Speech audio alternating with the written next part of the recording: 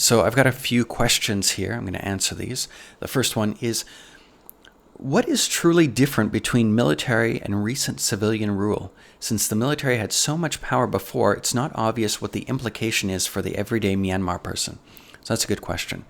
So when the transition of sorts to democratic rule happened, 5 to 7, 8 years ago, depending on how we define that, that meant that people have a voice. That meant that there was a push to start to remove corruption, some civilian rule, things like that, and that ended up making other countries want to work with Myanmar. An opening of the country happened to a really rapid and great degree, and a lot of the fears that people had of the military would start to subside because the military wasn't in their face all of the time, and there wasn't as much of that giant gap that was there.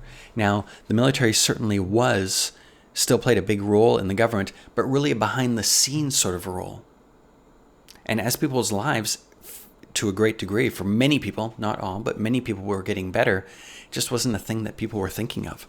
So that's a big difference. That freedom from fear certainly was a big part of that, I feel. Now, with this pushback to complete military rule again, people are afraid to leave their houses. They feel like they won't necessarily have lives that they can dictate anymore.